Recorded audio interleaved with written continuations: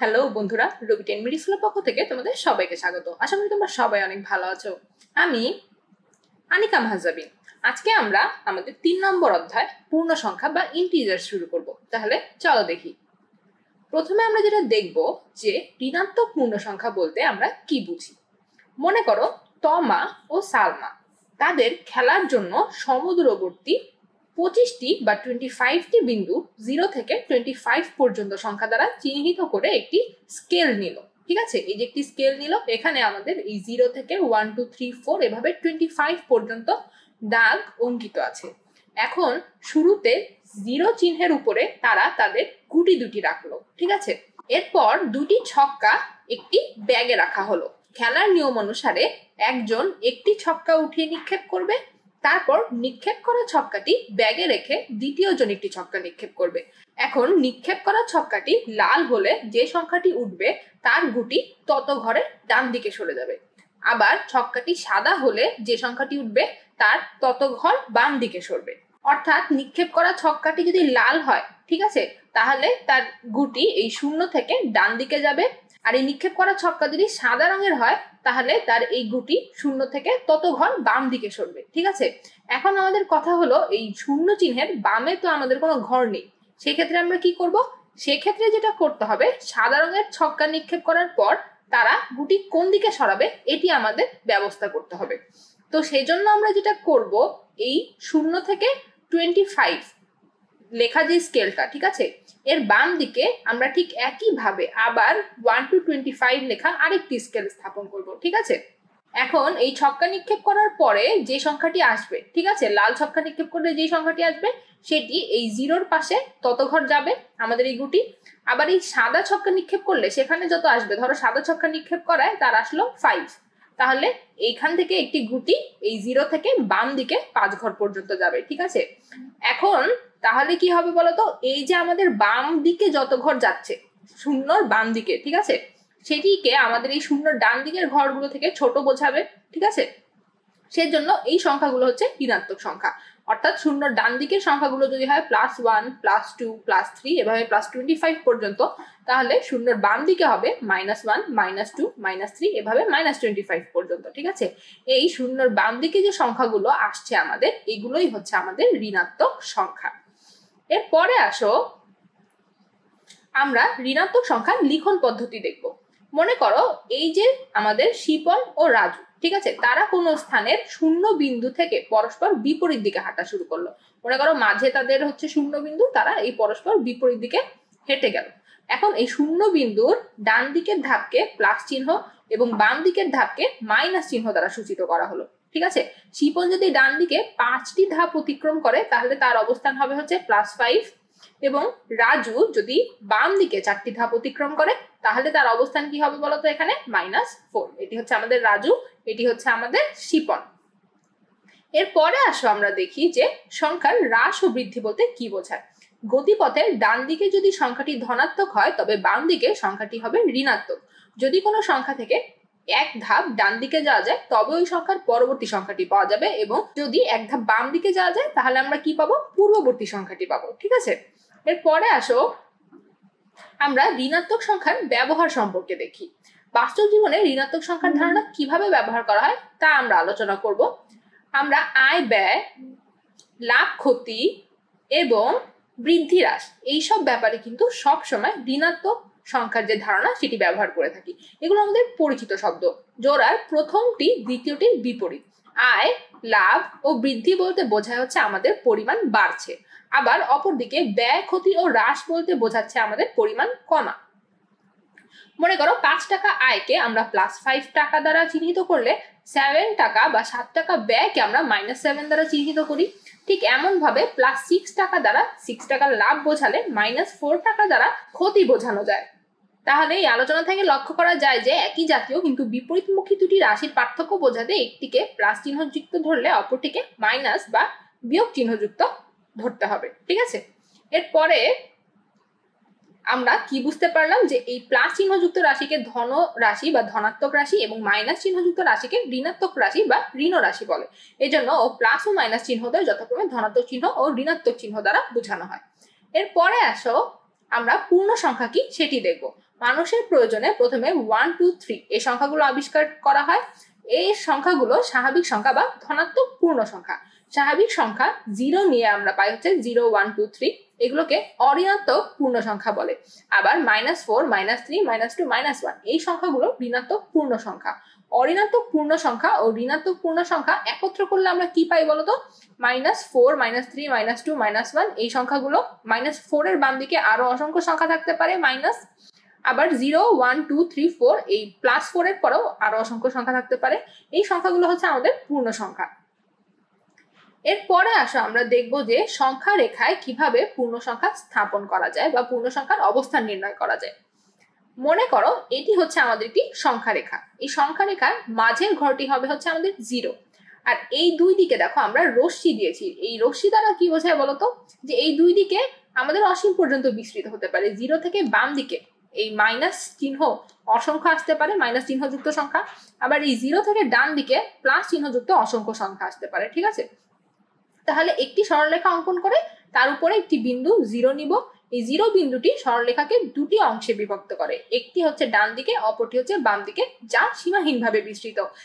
এর ডান দিককে ধনাত্মক ও বাম দিককে ঋণাত্মক ধরা হয়। এরপরে আসো আমরা পূর্ণ সংখ্যার ক্রম নিয়ে আলোচনা করি। রমা যে গ্রামে বাস করে সেখানে সিঁড়ি বাঁধানো একটি পুকুর আছে। পুকুরের পার হতে নিচ তলা পর্যন্ত 10টি ধাপ আছে। মনে করো এটি যদি পুকুরের পার হয় তাহলে এর নিচ তলা পর্যন্ত এই পর্যন্ত আমাদের 10টি ধাপ আছে। ঠিক আছে, তো আচ্ছা, একদিন তারা পুকুর পাড়ে গিয়ে দেখে যে এই পার হতে 5 ধাপ নিচে পানি আছে, অর্থাৎ এই পানির যে লেয়ারটা এটা মনে করো এখানে আছে। ঠিক আছে, অর্থাৎ এই যে আমার পার, এখান থেকে 5 ধাপ নিচে আছে। এই 1 2 3 4 5 ধাপ নিচে হচ্ছে আমার পানি আছে। ঠিক আছে, এখন বর্ষাকালে পানি কোথায় উঠে তা দেখার জন্য তারা পানির বর্তমান স্তরকে 0 দ্বারা চিহ্নিত করলো। মনে করো সে যে এসে দেখলো যে এই পানির স্তরটা 5 ধাপ নিচে পাড়ের থেকে, এই স্তরটাকে সে বললো হচ্ছে 0। ঠিক আছে, তারপর উপরের দিকের ধাপগুলোকে যথাক্রমে 1 2 3 4 5 দ্বারা চিহ্নিত করলো। তারপর সে কি করলো? এই উপরের ধাপটিকে 1, তারপর মনে করো 2, তারপর 3, তারপর 4, তারপর এভাবে 5 পর্যন্ত চিহ্নিত করলো উপরের ধাপগুলোকে। এখন বর্ষাকালে বৃষ্টির পর তারা দেখলো যে পানির স্তর 3 ধাপ উপরে উঠেছে, অর্থাৎ এই পানি আছে হচ্ছে আমাদের এই 3 নম্বর স্তরে। ঠিক আছে, কখন? বর্ষাকালে। ঠিক আছে, কারণ বর্ষাকালে বৃষ্টির পানিতে এই পুকুরের পানির পরিমাণটা বৃদ্ধি পায়। ঠিক আছে, বর্ষাকাল চলে যাওয়ার কয়েক মাস পর দেখা গেল যে পানির স্তর এই 0 চিহ্নের 3 ধাপ নিচে নেমেছে। তাহলে এই নিচের ধাপগুলোকে কিভাবে চিহ্নিত করা যেতে পারে? অর্থাৎ যখন আমাদের এই পানিটা, এই যে আমি 0 ধাপ চিহ্নিত করেছিলাম এখানে, এর 3 ধাপ নিচে চলে গেছে। ঠিক আছে, আরো 3 ধাপ নিচে এখানে চলে আসছে যখন আমাদের বর্ষাকাল না, অন্য সময়। ঠিক আছে, কারণ তখন বৃষ্টি হচ্ছে না, আমাদের পানি পুকুরের আরো কমে যাচ্ছে। তো এই নিচের স্তরকে আমরা কি দিয়ে চিহ্নিত করব? সেজন্য যেটা করা হয়েছে যে এই 0 নিচের ধাপগুলোকে চিহ্নিত করা হয়েছে -1 -2 -3 এভাবে। তাহলে এই যে 3 ধাপ নিচে, এই স্তরটা হচ্ছে আমাদের -3। ঠিক আছে, তো সেই অনুযায়ী সে নিচের ধাপগুলোকে -1 -2 -3 দ্বারা চিহ্নিত করলো। এর কিছুদিন পর পানি আরো 1 ধাপ নিচে নেমে গেল, তখন তারা ওই ধাপকে -4 দ্বারা চিহ্নিত করলো। ঠিক আছে, পানি যদি আরো 1 ধাপ নিচে নেমে যায় সেটাকে কি করতে হবে? -4। তাহলে দেখা যাচ্ছে যে -4 ইজ লেস দেন -3। অনুরূপ ভাবে বলা যায় যে -5 ইজ লেস দেন -4। আমরা জানি যে 7 ইজ গ্রেটার দেন 4, এবং সংখ্যা রেখায় আমরা দেখি যে 4 এর ডানে হচ্ছে 7। অনুরূপ ভাবে 4 0 থেকে বড়, যেহেতু 0-র ডানে 4 থাকে। আবার দেখো -3 এর ডানে 0 থাকে, সুতরাং কি বলতো? এই 0 -3 থেকে বড়। অনুরূপ ভাবে -8 -3 এর ডানে থাকে, সুতরাং -3 -8 থেকে বড়। অর্থাৎ আমরা কি বলতে পারি? এই মনে করো আমাদের সংখ্যা রেখা 0, এই 1 2 3 4 এদিকে আরো অনেক কিছু আসতে পারে, সব ডান দিকে।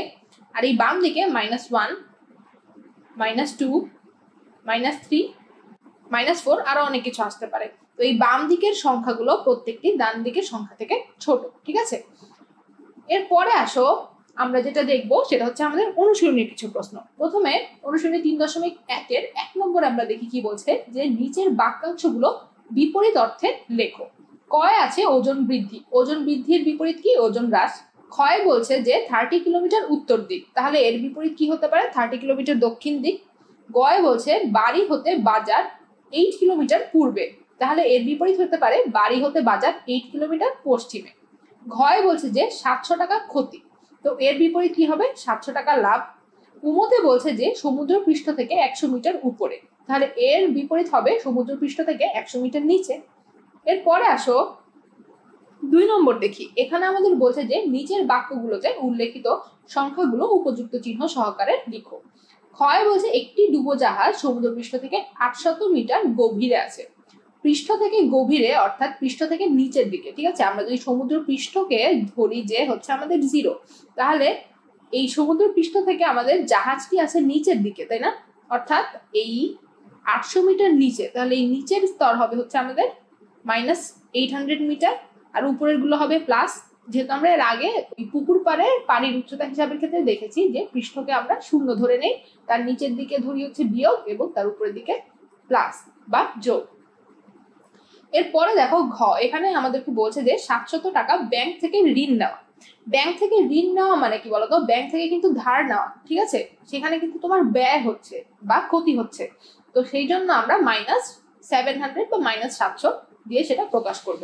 এরপরে 3 নম্বরে দেখো আমাদের বলছে যে নিচের সংখ্যাগুলোকে সংখ্যা রেখায় স্থাপন করো। তো এখানে আমাদের নিয়ম কি? প্রথমে হবে একটি সরলরেখা অঙ্কন করে তার উপরে একটি বিন্দু শূন্য নিতে হবে। ধাপ 2 হবে যে শূন্য বিন্দুটি সরলরেখাকে দুটি অংশে বিভক্ত করে ডান দিককে ধনাত্মক ও বাম দিককে ঋণাত্মক ধরে নিতে হবে। ধাপ 3 হচ্ছে এই শূন্য বিন্দুর ডান দিক ও বাম দিক পরপর সমান দূরত্বে দাগ নিয়ে ডান দিকের দাগগুলোকে 1 2 3 এবং বাম দিকের দাগগুলোকে -1 -2 এভাবে চিহ্নিত করতে হবে। শেষ ধাপ হবে হচ্ছে সংখ্যা রেখার উপর ধনাত্মক পূর্ণ সংখ্যা স্থাপনের জন্য শূন্য বিন্দুর ডান দিকে এবং ঋণাত্মক পূর্ণ সংখ্যা স্থাপনের জন্য শূন্য বিন্দুর বাম দিকে প্রদত্ত সংখ্যার একক দূরত্বে বিন্দুটিকে গাঢ় গোল চিহ্ন দ্বারা আবদ্ধ করব। তো আমরা একটি অঙ্ক দেখি এই বিষয়ে, সেটা হচ্ছে 3 নম্বরে, যেগুলো বলছে যে নিচের সংখ্যাগুলোকে সংখ্যা রেখায় স্থাপন করো। কয় আমাদেরকে বলছে যে এই +5 এটিকে সংখ্যা রেখায় ফেলতে, ঠিক আছে? তো আমরা কি করব? প্রথমে সংখ্যা রেখা অঙ্কন করব, 0 মাঝে নিয়ে এই ডান দিকে দিব হচ্ছে সব ধনাত্মক সংখ্যা, বাম দিকে দিব ঋণাত্মক সংখ্যা। এখন দেখো আমাদের ধনাত্মক কত চিহ্নিত করতে হবে? +5। এখন দেখো এই শূন্যর পরে 5 ঘর, 1 2 3 4 5, এই 5 ঘর পরে আমরা আমাদের বিন্দু চিহ্নিত করব, ঠিক আছে? -10 দেখো এই যে আমাদের 0 এদিকে 10 ঘর পরে হচ্ছে আমি আমাদের বিন্দুটি চিহ্নিত করব, ঠিক আছে? -10। এরপরে আসো আমরা 5 নম্বর দেখি। এখানে আমাদের বলছে যে নিম্নে প্রদত্ত সংখ্যাদ্বয়ের মধ্যে কোনটি অন্যটির ডানে অবস্থিত তা সংখ্যা রেখায় দেখাও। এখন দেখো সংখ্যা রেখা আমাদের প্রথমে কি করতে হবে? সংখ্যা রেখা আঁকতে হবে। সংখ্যা রেখা আঁকার নিয়ম আমরা ইতিমধ্যে সবাই জানি। এরপর এই বিন্দু দুটি 2 আর 9, ঠিক আছে, সংখ্যা রেখায় স্থাপন করব, ঠিক আছে? স্থাপন করলাম। এখন তুমি এই সংখ্যা রেখা দেখলেই বলতে পারবে যে কোনটির ডানে অবস্থিত। দেখো এই 9 2 এর ডানে অবস্থিত, তাই না? আবার -3 -8 এর ক্ষেত্রে দেখো আমরা সংখ্যা রেখাটা আঁকলাম, আঁকার পরে এই -3 এবং -8 কে চিহ্নিত করলাম, ঠিক আছে? এখন দেখো এখানে আমরা কি দেখতে পাচ্ছি? এই ডান দিকে, ঠিক আছে, -8 এর ডান দিকে কি আছে আমাদের? -3। এরপরে আসো আমরা 6 নম্বর দেখি। এখানে আমাদেরকে বলছে যে নিম্নে প্রদত্ত সংখ্যাদ্বয়ের মধ্যবর্তী পূর্ণ সংখ্যাগুলোর মানের ঊর্ধ্বক্রম অনুযায়ী লিখো। এখন দেখো এই যে আমাদের 0 থেকে -7, ঠিক আছে, এর মধ্যবর্তী পূর্ণ সংখ্যাগুলো কি কি? -6 -5 -4 -3 -2 -1। মানের ঊর্ধ্বক্রম বলতে বোঝাচ্ছে যে ছোট থেকে বড়। এখন দেখো ঋণাত্মকের ক্ষেত্রে বড় সংখ্যা যেটা 6, ঠিক আছে, -6 কিন্তু -1 এর থেকে ছোট হবে, কারণ +6 +1 থেকে বড়, কিন্তু যখনই তুমি বিয়োগ চিহ্ন দিয়ে দিবে তখন এই -6 হয়ে যাবে -1 এর থেকে ছোট। সুতরাং -6 থেকে -1 এর দিকে যাব আমরা। আবার -4 থেকে যদি 4 চিন্তা করো তাহলে আমাদের কি কি আসবে? -3 -2 -1, এভাবে 0 1 2 3 এই পর্যন্ত। এরপরে আসো আমরা 7 নম্বর দেখি। এখানে আমাদের বলছে যে -20 হতে বড় 4টি ঋণাত্মক পূর্ণ সংখ্যা লেখো। তো -20 হতে বড় 4টি ঋণাত্মক পূর্ণ সংখ্যা হচ্ছে -19 -18 -17 -16, ঠিক আছে? কারণ প্রত্যেকটি যদি তুমি সংখ্যা রেখা স্থাপন করো তাহলে এগুলো -20 এর ডানে অবস্থিত। এরকম -10 হতে ছোট 4টি সংখ্যা হবে কি? -10 এর বামে যেগুলো, ঠিক আছে, -10 এর বামে আছে কি কি? -11 -12 -13 -14। এখন -10 ও -5 এর মধ্যবর্তী 4টি ঋণাত্মক পূর্ণ সংখ্যা লিখতে হবে। আমরা যদি সংখ্যা রেখা চিন্তা করি তাহলে দেখো এই 0 থেকে এদিকে আমরা যদি যাই -1 -2 এভাবে আমরা -5 পর্যন্ত যাব। তারপর আমাদের কি আসবে -6 -7 -8 -9 -10।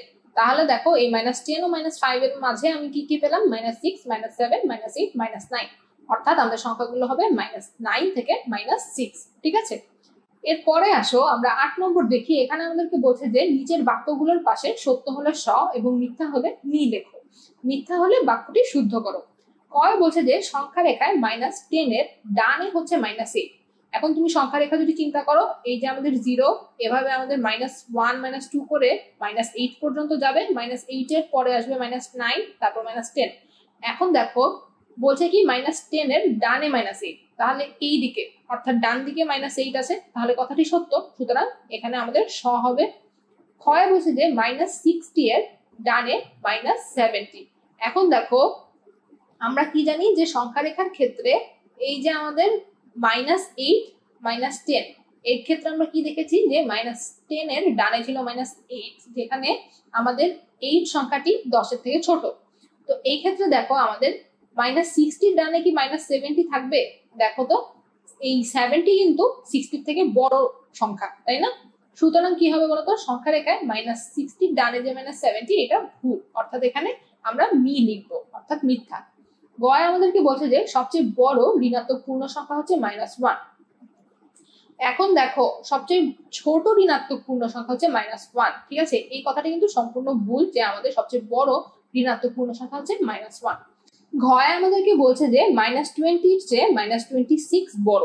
এখন দেখো আমরা কি জানি যে ঋণাত্মক চিহ্ন আসলে, ধরো 26 নিজে বড় সংখ্যা, +26 বড় সংখ্যা, কিন্তু যখন এর সামনে ঋণাত্মক চিহ্ন আসবে, ঠিক আছে, তখন সে -20 থেকে কিন্তু ছোট হয়ে যাবে। ঠিক আছে, কারণ +20 আর 26 এর কথা যদি চিন্তা করো, 26 অবশ্যই 20 থেকে বড়, কিন্তু যখনই বিয়োগ চিহ্ন আসবে তখন কিন্তু সম্পর্কটা উল্টা হয়ে যাবে, অর্থাৎ সেই ক্ষেত্রে কি হবে, -26 ইজ লেস দেন -20। এখানে আমাদের কি বলছে যে -20 এর চেয়ে -26 বড়, কিন্তু এটা ভুল হবে, -20 এর চেয়ে -26 আসলে ছোট। ঠিক আছে, শুদ্ধ হবে হচ্ছে -20 থেকে -26 ছোট। তাহলে এখানেই আমাদের এই অধ্যায়টি শেষ হলো। এর পরের দিন আমরা 3.2 নিয়ে আলোচনা করব।